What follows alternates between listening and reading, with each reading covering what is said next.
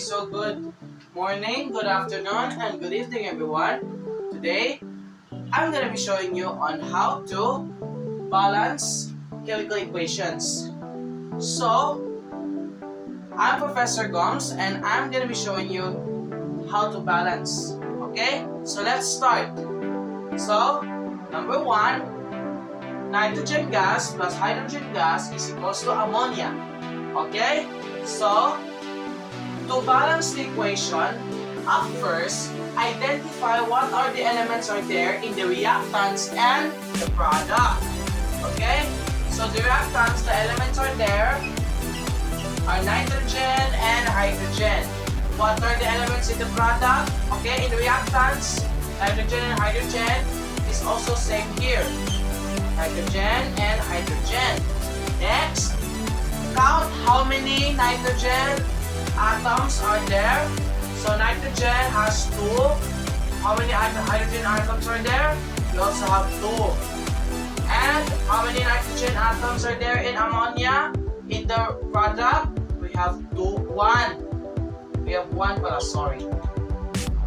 In hydrogen, we have 3. Because hydrogen has a 3 subscript in there. So this is the reactant and this is the product. Next, to balance the equation, okay? To balance the equation, all you have to do is here, you see in the product, nitrogen has 1, okay? So in the reactants, the nitrogen in there has 2. There are 2 nitrogen in the reactants. In the product, it only has 1. So all you have to do, just put 2 there. Para ang nitrogen has 1, tapos multiply sa 2, maging 2 siya. Ganon din sa reactants. Same reactants, same din sa product. So, 1 tapos multiply sa 2, have 2 here, ilagay dito. Then, papalit dito, nitrogen, maging 2 siya. And it is already the same. Okay, so, nitrogen here is balanced. Here in the hydrogen atom, okay, in the reactants, it shows that hydrogen has only have 2 here, 2 atoms. Meanwhile, the products only has 3. So, to make it balance, okay, so, you see the 2 there that I put earlier for nitrogen? It also joins with hydrogen. So, 3 multiplied by 2, which is 6. So, it will become 6. In the reactants over there, you can identify that hydrogen has 2 atoms there. So, to make it 6, just put 3 there because to make it balance, where does the 3 come from? Okay, so the 3 is used to make this hydrogen there maging 6. So, yung 2 multiplied sa 3 is maging 6. Ganon din same sa product. So, you put 3 there. So, hydrogen will now have 3 times 2, we have 6. Same din sa product. So, hydrogen, same value as nitrogen, and this equation is now balanced. Next, calcium acetate plus ammonium iodide is equals to calcium iodide plus ammonium acetate. Okay? To balance this equation, identify what are the elements in there. So we have there the calcium, carbon, hydrogen, oxygen, okay, nitrogen only. Okay? Yung hydrogen dito, kasali na rin siya dyan. Same din as in the product. So we also have iodine here. Sorry. I didn't notice that. So we have calcium, we have same din siya sa reactants. Calcium, carbon, hydrogen, oxygen, nitrogen, and iodine. Okay? So, our goal here is to balance. So, to balance there, count how many calcium are in there. So calcium, okay, ilan yan sila? 1 dito sa reactant, 1 din sa product. In carbon here, 2 times 2, we have 4. And in the other side, only has 2. Next, hydrogen, 3 times 2, we have 6. Same in there, okay? So we only have 3. The oxygen, we only have 2 times 2 is 4. Okay? And the other side, we only have 2. Wait, I have clarification. Okay? So, in hydrogen here, I didn't actually join, so it is actually 3 times 2, 6 plus 4 is 10 pala. It's 10 pala, sorry. So, I have technical error. It's 10. Sorry. Hydrogen 3 times 2, 6 plus 4, 10. So, there's 10 hydrogen in there. So, hydrogen here, 4. Okay, 4. Then have 4 plus 3, we have 7. So, instead of 3 there, I put 7 here because I didn't know there was hydrogen in the ammonia. Sorry. Okay. So, in nitrogen, we only have 1. And in iodine, we have 2. So, to balance the equation, okay, so in nitrogen also has 1. And iodine only also has 1. Okay, so let's balance. So how you notice that there has a difference in carbon, hydrogen, and oxygen, also iodine. So to balance the equation, okay, you can see that carbon only has 2 there, and in the other side, in the reactant, has 4. So to make it balance, simply put 2 there because 2 times 2 is 4. So 2 times 2 is 4. So put 2 there. So 2 times 2 is 4. So iba na rin ang value ng hydrogen din. 3. So 3. Okay, 4 times 2, 8 plus 3, 11. In oxygen, 2 times 2, you have 4. Nitrogen, maging 2 siya. And iodine doesn't change. So carbon here is now balanced. So calcium here, same lang sila, 1. Okay? 1, 4. Same lang sila sa calcium and the carbon. But hydrogen, oxygen is also balanced na rin. So check na rin yung oxygen. Okay? But the problem is the hydrogen, nitrogen, and iodine. So, to balance the equation, okay, so just put, okay, to make it 11, okay, so you notice in hydrogen here, so we have, okay, let's first the nitrogen here, we have 1, so let's make it 2 pair, since it is the compound of nitrogen, ammonium iodide. So that will become, okay, so nitrogen has 1 times 2, if we put the 2 there, same dito siya, dapat same dito sa product, so 1 times 2 is 2, so we have put 2 there, so same sa nitrogen and iodide, and maging 2 na yan sila, so that is already balanced.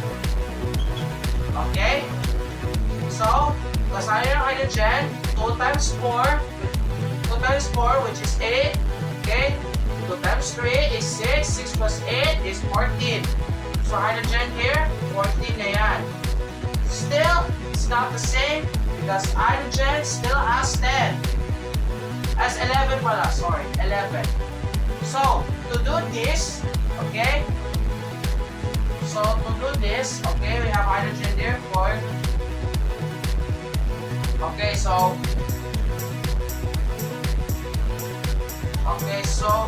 to do this, just change the value, so it will become 3.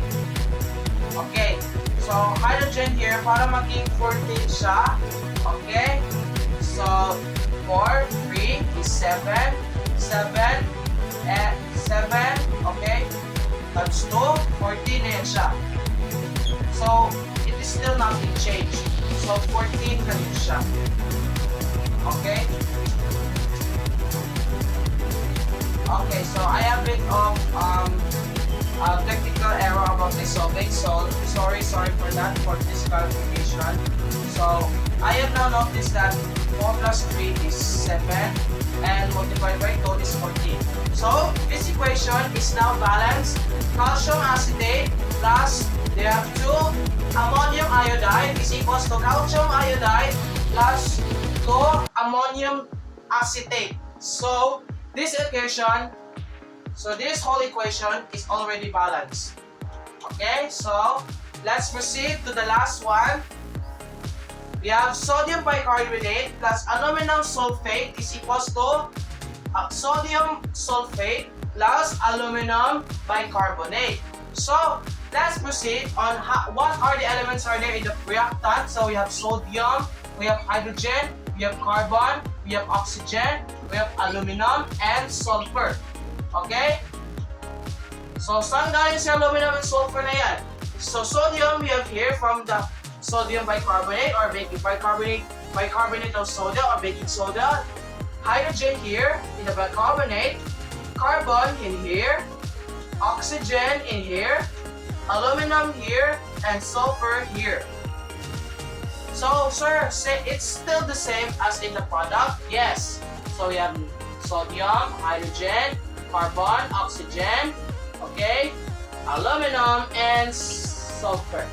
So, let's proceed. Okay, so sodium, okay, how many sodium are there? We only have 1. 1, but in other side, we have 2. So, 2 ang lagay dito. Hydrogen, we have 1. And in the other side, we have only 3. In carbon, we have 1. In the other side, we have 3.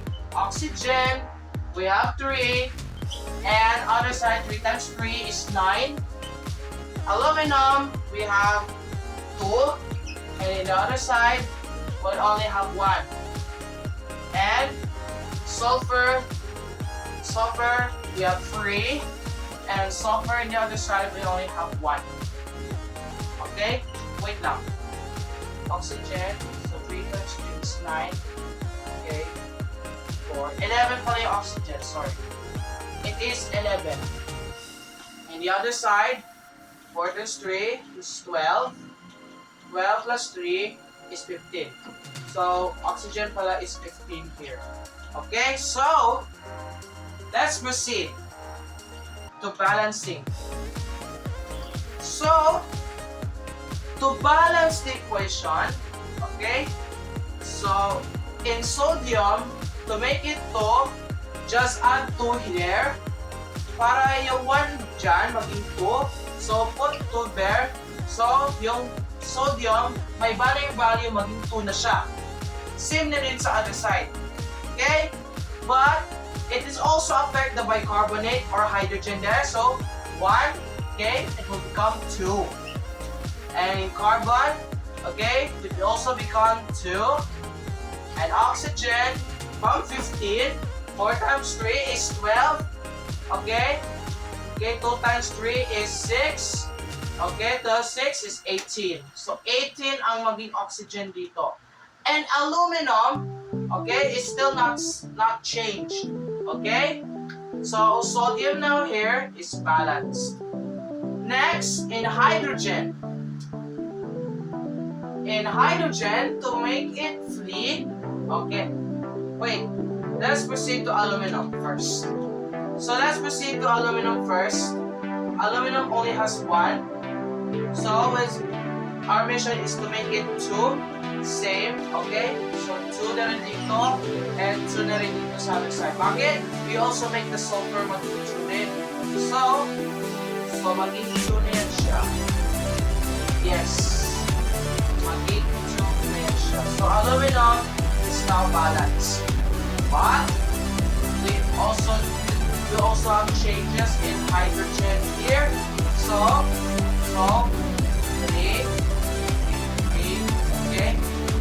oxygen has 3, and 3 times 2, we have 6. So, magiging 6 din siya.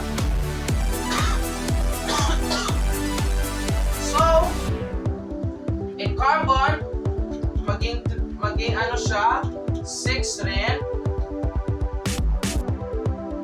6. And in oxygen,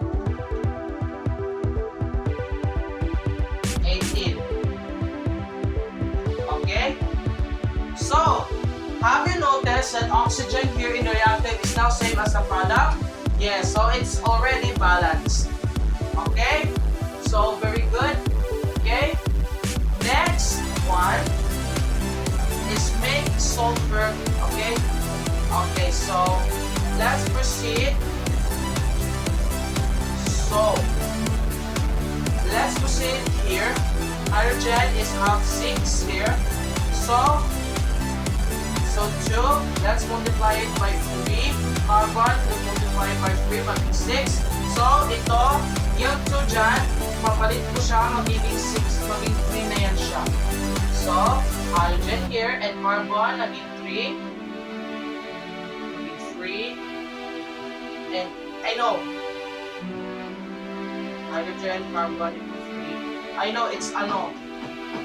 Okay. So, 6 ito hydrogen sa ano dito. 6. Maging 6 dito sa other side. So yung kabila maging 6. Pero sodium maging 6 din. Okay? And yung oxygen, 3 times 6 is 18. 18 plus 12, maging 30. So 30 ang maging oxygen dito. So it's still not balanced. Okay? But in hydrogen and carbon is still balanced now. Okay? So let's start next. Okay? So in this long process, okay, in sodium, naging 2 siya, actually it's 4. Okay? So itong 2 dito, lipat maging 3. So 2 times 3, we have 6. Maging 6 na yan siya. Okay? But still, in the sulfur mag-ibang value. So, ang sulfur dito maging 3. And yung oxygen, yung number of oxygen, the 3 times 3 is 9. Okay? 9 times 2, we have 18. 3 times 4 is 12. 18 is magiging 30 ulit. So, same na yung sa number of oxygen. Okay? So, it's now balanced. The sulfur is now the last. So, yung sulfur is makasali siya sa number flame. Therefore, in this concept, it's now balanced na yan. So same na value. Sodium dito, sodium in reactant, sodium in the product. Same in the carbons, same in oxygen, same in aluminum, and same in sulfur. Therefore, this equation is now balanced. Okay? And that's how to balance equations and also some complicated equations there in chemical equations. I hope you learned something, and sorry for misconceptions there in this my concept. And that's all for today, and thank you.